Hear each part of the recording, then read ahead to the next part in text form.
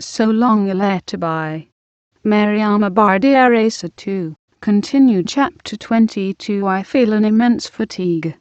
It begins in my soul, and weighs down my body. Ausman, my last born, holds out your letter to me. Ausman is 6 years old. It's Auntie Asa too. He has the privilege of bringing me all your letters. How does he recognize them? By their stamp, by their envelope, by the careful writing, characteristic of you, by the scent of lavender emanating from them. Children have clues different from our own. Ausman enjoys his find. He exults in it. These caressing words, which relax me, are indeed from you. And you tell me of the end. I calculate. Tomorrow is indeed the end of my seclusion, and you will be there within reach of my hand, my voice, my eyes.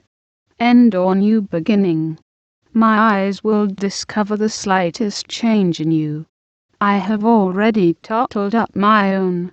My seclusion has withered me. Worries have given me wrinkles. My fat has melted away. I often tap against bone, where before there was rounded flesh.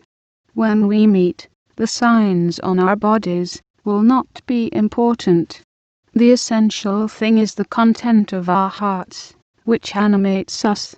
The essential thing is the quality of the sap that flows through us. You have often proved to me the superiority of friendship over love. Time, distance, as well as mutual memories have consolidated our ties, and made our children brothers and sisters. Reunited, will we draw up a detailed account of our faded bloom, or will we sow new seeds for new harvests? I hear Darba's footsteps. She is back from the Blaise Dion Secondary School, where she has been representing me in answer to a summons. A conflict between my son, Mordofall, and his philosophy teacher? They clash frequently when the time comes to return corrected essays. As you know, there is a substantial age gap between Darba and Mordofall, the result of 2 miscarriages.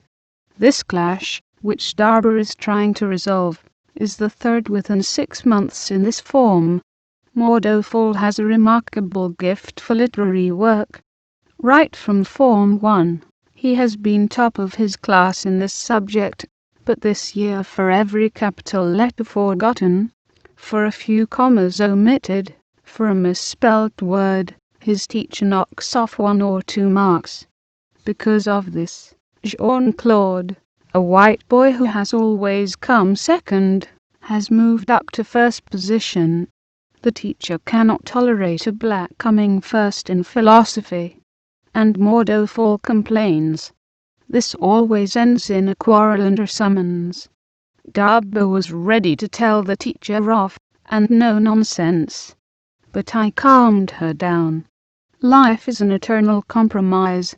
What is important is the examination paper. This too will be at the mercy of the marker. No one will have any say over him. So I fight a teacher for 1 or 2 marks. That can never change the destiny of a student. I always tell my children, you are students maintained by your parents. Work hard so as to merit their sacrifices. Cultivate yourselves instead of protesting. When you are adults, if your opinions are to carry weight, they must be based on knowledge backed by diplomas. A diploma is not a myth. It is not everything. True, but it crowns knowledge. Work. Tomorrow, you will be able to elect to power anyone of your choice, anyone you find suitable. It is your choice, and not ours, that will direct the country. Now our society is shaken to its very foundations, torn between the attraction of imported vices, and the fierce resistance of old virtues. The dream of a rapid social climb prompts parents to give their children more knowledge than education. Pollution seeps in through hearts as well as into the air. Phased out or outdated, perhaps even old fogies. We belong to the past. But all four of us were made of stern stuff, with upright minds full of intense questionings that stuck within our inner selves, not without pain. Asa too, no matter how unhappy the outcome of our unions, our husbands were great men. They led the struggle of their lives, even if success eluded their grasp. One does not easily overcome the burdens of 1,000 years. I observe the young. Where are those bright eyes, prompt to react when scorned on a demands redress? Where is the vigorous pride that guides a whole community towards its duty?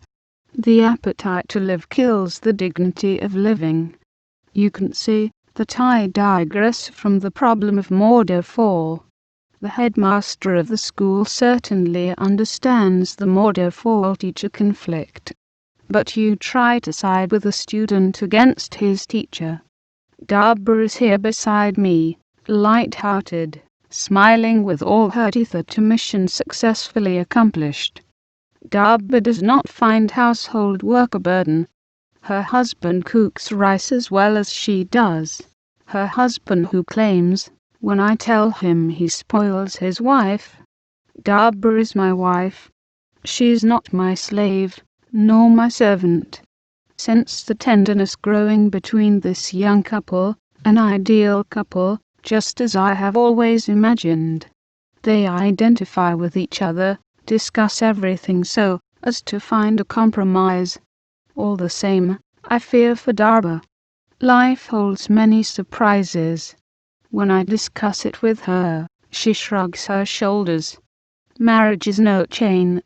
T is mutual agreement over a life's programmer. So if one of the partners is no longer satisfied with the union, why should he remain? It may be Abu, her husband. It may be me. Why not? The wife can take the initiative to make the break. She reasons everything out, that child. She often tells me, I don't want to go into politics. It's not that I am not interested in the fate of my country, and, most especially, that of woman. But when I look at the fruitless wranglings even within the ranks of the same party, when I see men's greed for power, I prefer not to participate. No, I am not afraid of ideological struggle, but in a political party it is rare for a woman to make an easy breakthrough. For a long time men will continue to have the power of decision, whereas everyone knows that politics should be the affair of women. No, I prefer my own association, where there is neither rivalry nor schism, neither malice nor jostling for position. There are no posts to be shared, nor positions to be secured. The headship changes every year. Each of us has equal opportunity to advance her ideas. We are given tasks according to our abilities in our activities and organizations that work towards the progress of women. Our funds go towards humanitarian work. We are mobilized by a militancy as useful as any other, but it is a healthy militancy, whose only reward is inner satisfaction. She reasoned everything out, that child. She had her own opinions about everything. I look at her, Darba, my eldest child, who has helped me so admirably with her brothers and sisters. It is Asa too, your namesake, who has taken over from her the running of the house. Asa too washes the youngest ones. Omar, 8 years old, and Osman, your friend. The others can manage well enough on their own. Asa too is helped in her task by Amy and her twin sister Awa, whom she is training. My twins are so similar that I sometimes confuse them. They are mischievous and play tricks on everybody. Aminata works better than Awa. Physically so similar, why are they so different in character? The upkeep and education of young children do not pose serious problems. Washed, fed, cared for, supervised. My own are growing well with Of course, the nearly daily battle against sores, colds, headaches, in which one excel, simply from having had to struggle. It is more OBS who comes to my aid during the serious illnesses. Even though I criticize him for his weakness, which broke up your relationship, I praise him very sincerely for the help he gives me. Despite his friend Modu's desertion of our home, I can still wake him up, at no matter what hour. Chapter 23. My grown children are causing me a great deal of concern.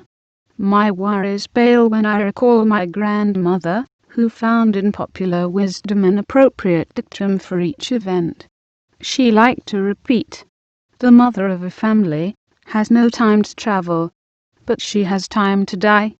She would lament when, despite her sleepiness, she still had to carry out her share of the duties. Ah, if only I had a bed on which to lie down! Mischievously, I would point to the 3 beds in her room. In irritation, she would say, "You have your life before, and not behind you. May God grant that you experience what I have gone through." And here I am today, going through just that experience. I thought a child was born, and grew up without any problem. Either one mapped out a straight path, and that he would step lightly down it. I now saw, at first hand, the truth of my grandmother's prophecies. The fact that children are born of the same parents does not necessarily mean that they will resemble each other. Being born of the same parents is just like spending the night in the same bedroom. To allay the fear of the future that her words might possibly have aroused, my grandmother would offer some solutions. Different personalities require different FORMS/OF discipline. Strictness here, comprehension there. Smacking, which is successful with the very young ones, annoys the older ones. The nerves daily undergo severe trials, but that is the mother's lot. Courageous grandmother, I drew from your teaching and example the courage that galvanizes one at the times when difficult choices have to be made. The other night I surprised the trio, as they are popularly known, Aram, Yasin, and Ayyan Arba, smoking in their bedroom. Everything about their manner showed that they were used to it. The way of holding the cigarette between their fingers or raising it gracefully to their lips, of inhaling like connoisseurs. Their nostrils quivered and let out the smoke, and these young ladies inhaled and exhaled while doing their lessons and their homework. They savored their pleasure greedily behind the closed door, for I try, as much as possible, to respect their privacy. People say that Ayyan Arba, Aram, and Yasin take after me. They are bound by their friendship and willingness to help, as well as by a multitude of similarities. They form a block with the same defensive or distrustful reactions. Before my other children, they swap dresses, trousers, tops, being nearly the same size. I have never had to intervene in their conflicts. The trio has a reputation for hard work at school, but to grant themselves the right to smoke, they were dumbfounded before my anger. The unexpectedness of it gave me a shock. A woman's mouth exhaling the acrid smell of tobacco instead of being fragrant. A woman's teeth blackened with tobacco instead of sparkling with whiteness. Yet their teeth were white. How did they manage the feat? I considered the wearing of trousers dreadful in view of our build, which is not that of slim Western women. Trousers accentuate the ample figure of the black woman, and further emphasize the curve of the small of the back. But I gave in to the rush towards this fashion, which constricted and hampered instead of liberating. Since my daughters wanted to be with it, I accepted the addition of trousers to their wardrobes. Suddenly I became afraid of the flow of progress. Did they also drink? Who knows, one vice leads to another. Does it mean that one can't have modernism without a lowering of moral standards? Was he to blame for having given my daughters a bit of liberty? My grandfather did not allow young people in his house. At 10 o'clock at night, with a bell in his hand, he would warn visitors of the closure of the entrance gate. He punctuated the ringing of the bell with the same instruction: "Whoever does not live here should scram." As for myself, I let my daughters go out from time to time. They went to the cinema without me. They received male and female friends. There were arguments to justify my behavior. Unquestionably, at a certain age, a boy or girl opens up to love. I wanted my daughters to discover it in a healthy way, without feelings of guilt, secretiveness, or degradation. I tried to penetrate their relationships. I created a favorable atmosphere for sensible behavior and for confidence. And the result is that under the influence of their circle they have acquired the habit of smoking. And I was left in the dark, I who wanted to control everything. My grandmother's wise words came to mind. You can feed your stomach as well as you please. It will still provide for itself without your knowing. I had to do some thinking. There was a need for some reorganization to stop the rot. My grandmother would perhaps have suggested, for a new generation, a new method. I did not mind being a stick in the mud. I was aware of the harmful effects of tobacco, and I could not agree to its use. My conscience rejected it, as it rejected alcohol. From then on, relentlessly, I was on the lookout for its odor. It played hide and seek with my watchfulness. Sly and ironic, it would tease my nostrils and then disappear. Its favorite hiding place was the toilet, especially at night. But it no longer dared to expose itself openly, with jaunty shamelessness.